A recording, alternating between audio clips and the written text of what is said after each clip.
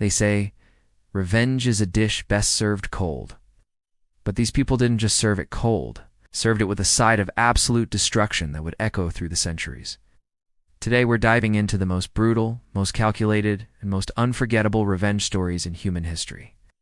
Stories where patience became a weapon, where betrayal ignited fires that burned for decades, and where payback wasn't just personal, it became legendary. Story 1, The Count's Vengeance, Paris.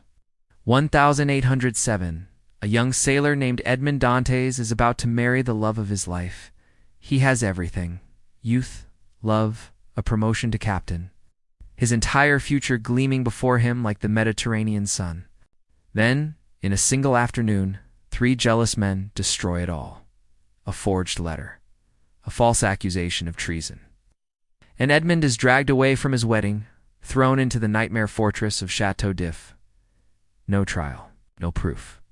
Just stone walls and darkness for 14 years. Low point, setback, imagine it. 14 years in a cell so small you can touch both walls. The woman you love marries your rival. Your father dies alone, thinking you abandoned him. Your name becomes a ghost. Most men would break. Most men would go mad. Edmund did break. But he broke in a different direction. He broke toward something darker, something patient, something that would become the most meticulous revenge in literary history. And yes, this story is inspired by a real man.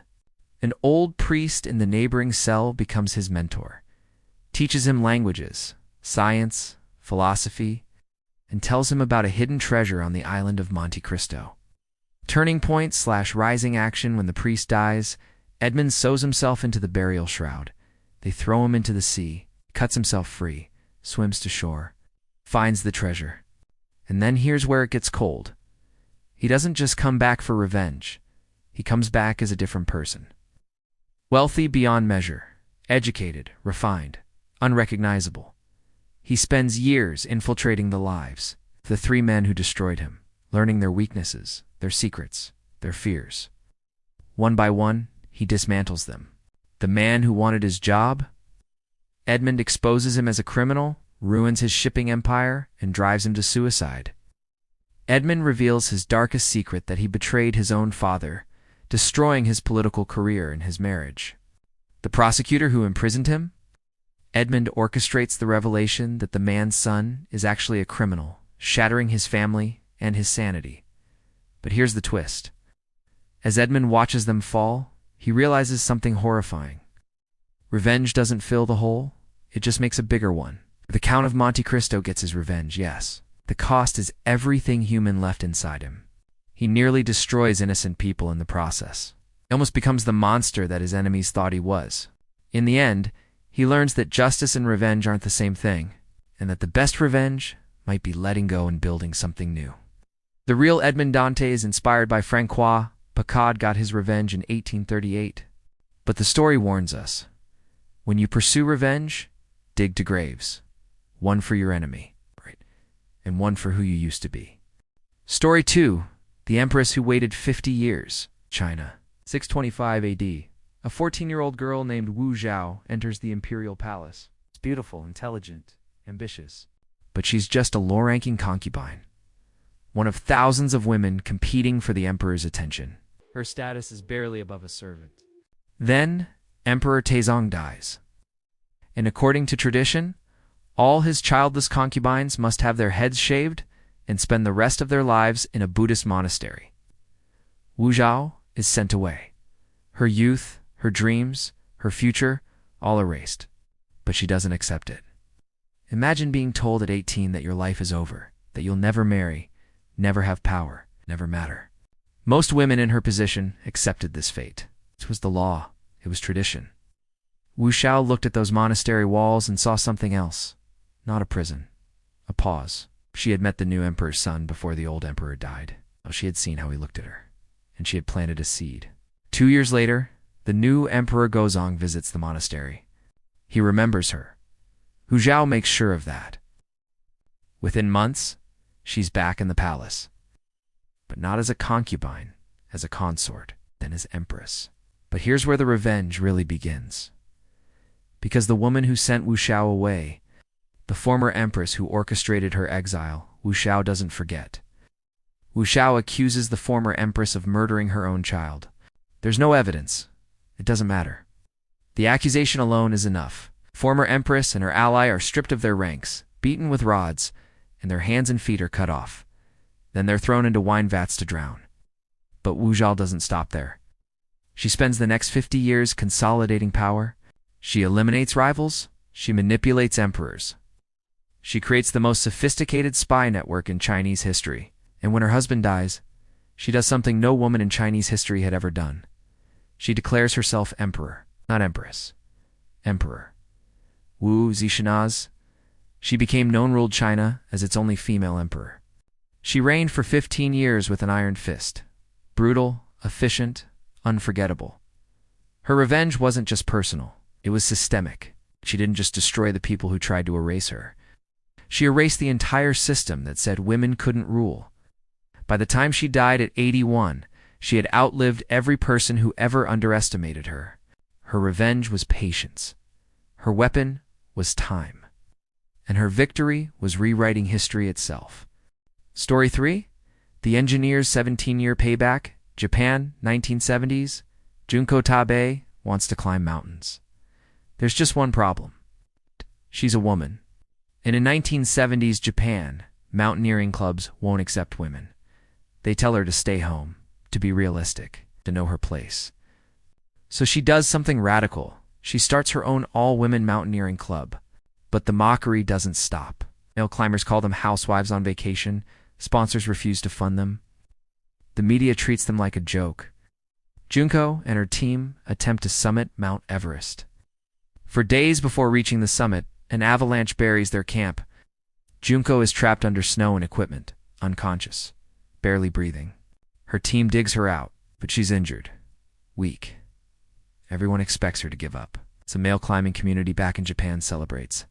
See, women can't handle real mountaineering. Junko doesn't go down the mountain. She waits, recovers, and then continues climbing. Every step is agony. Her body screams at her to stop. The altitude is crushing. The winds are merciless. But she keeps moving, because this isn't just about reaching a summit anymore. It's about proving that every person who doubted her was wrong. May 16th, 1975, Junko Tabe becomes the first woman to reach the summit of Mount Everest. She stands on top of the world, where they said women couldn't go. But here's the thing about Junko's revenge. She doesn't stop at Everest. Over the next 17 years, she climbs the highest peak on every continent, the 7 summits. She becomes the first woman in history to complete them all. Every summit is a middle finger to everyone who said women weren't strong enough. But Junko's revenge wasn't about anger. It was about opening doors. After her climbs, she dedicated her life to environmental conservation and getting more women into mountaineering. She created opportunities for the next generation. Her revenge was showing that the best way to defeat those who underestimate you isn't to destroy them. It's to succeed so spectacularly that they become irrelevant. Junko died in 2016 at age 77. By then, thousands of women had followed her path up those mountains. She didn't just get revenge. She changed the entire game. Story 4. The Programmer's Digital Justice Silicon Valley. 2001. A young programmer we'll call Sarah works at a promising tech startup. She builds the core algorithm, the piece of code that makes everything work. Her male co-founders promise her equity, partnership, a future. Then the company gets a massive funding offer. $10 million. And overnight, Sarah's name disappears from the company documents. Her equity vanishes. The co-founders claim she was just a contractor. She has nothing in writing, no proof, no legal recourse. They steal her algorithm, her work, and her future. Sarah is 24 and broke. She watches from the outside as her company grows into a $100 million business. She sees her co-founders on magazine covers, giving TED Talks, being called visionaries. Most people would give up. Hire a lawyer and lose, move on. Sarah does something different. She starts building. And for 3 years, Sarah works on her own company, competitor. She takes everything she learned from the algorithm they stole and makes it better, faster, more efficient. She works 16-hour days, lives on ramen, codes until her fingers cramp. She waits, because she knows something her former co-founders don't. Their algorithm has a fatal flaw. One she knew about, one she didn't fix before they pushed her out. Sarah launches her company. Within 6 months, it's clear her product is superior. Clients start switching. Tech press takes notice. And then the fatal flaw in her old company's code becomes apparent. A security vulnerability. One that causes a massive data breach. The company's valuation crashes. The co-founders are sued. One goes to prison for the cover-up. Meanwhile, Sarah's company is valued at $200 million. She gets acquisition offers. Venture capitalists who wouldn't return her calls 4 years ago are now begging for meetings. But here's the coldest part of her revenge. When her old company is desperately trying to survive, they come to her. They want to acquire her technology. They want her to save them. She says no. Sarah sells her company to their biggest competitor instead, for $300 million. She uses part of the money to start a nonprofit that helps people, less especially women and minorities, document their equity and contributions in tech startups. Her revenge wasn't just personal success. It was systemic change. She didn't just win. She made sure what happened to her could never happen as easily to anyone else. Story 5. The ultimate historical revenge. Let's end with the most patient revenge in recorded history. 47 AD, a British queen named Cartamandua betrays a rebel leader named Caratacus to the Romans. The Romans are grateful. They give her wealth, power, and protection. But Caratacus has a cousin, a woman named Boudica. And Boudica doesn't forget.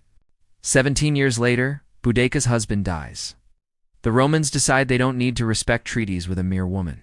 They seize her lands. They publicly flog her. They assault her daughters. The Romans think this is the end of the Iceni tribe. They're wrong. Boudica is 50 years old, beaten, humiliated, her daughters traumatized. The Roman Empire is the most powerful military force on earth. They have legions, training, discipline. Boudica has a broken tribe and a burning rage. Most people would accept defeat. What can one person do against an empire? Boudica does something unexpected. She unites the tribes. Tribes that have been enemies for generations. Tribes that share only one thing: hatred of Rome. She doesn't just recruit warriors. She creates an army of 100,000 people. Men, women, farmers, craftspeople, everyone who has lost something to Rome. And then she moves. 61 AD, Boudica's army descends on Roman Britain like a storm. First, Camulodunum, modern Colchester. They burn it to the ground. Every Roman colonist, every collaborator, killed. Then Londinium, London. The same. The archaeological layer of red ash from that fire is still visible today. Then Virolamium, St. Albans. Another city erased. The Romans send a legion to stop her. She ambulates them. 9,000 Roman soldiers dead. According to Tacitus, Boudica's revolt killed 70 to 80,000 Romans and British collaborators. The Roman governor considers abandoning Britain entirely. Eventually, the Romans regroup. They use superior tactics to defeat Boudica's larger force. Rather than be captured, Boudica takes poison, she dies free. But here's the thing about her revenge. Even though she lost the final battle, she won something bigger. She traumatized Rome so badly that they never forgot. They treated Britain differently after her, with more respect, more caution. And 2,000 years later, we still tell her story. We still remember her name. While the Roman governors who ordered her flogging, we don't even know their names. Her revenge was immortality. Her revenge was making sure that even in defeat, she would be remembered as a force that made an empire tremble. 5 stories. 5 different kinds of revenge. The calculated vengeance that consumed its author. The patient climb to power that took 50 years. A quiet triumph of proving everyone wrong. The systematic success that changed an industry. And the sacrifice that became legend. What do they teach us? That revenge is complicated. Sometimes it's justice. Sometimes it's destruction. Sometimes it's success. Sometimes it's just refusing to be forgotten. The people in these stories all had one thing in common. They didn't accept the narrative others wrote for them. They rewrote it. In blood, in achievement, in memory, was it worth it? That's for you to decide. But one thing's certain. These stories prove that underestimating someone isn't just dangerous. It's potentially legendary. Thanks for watching. If you want more stories of people who refuse to stay down, hit that subscribe button. Because history is full of them. We're just getting started.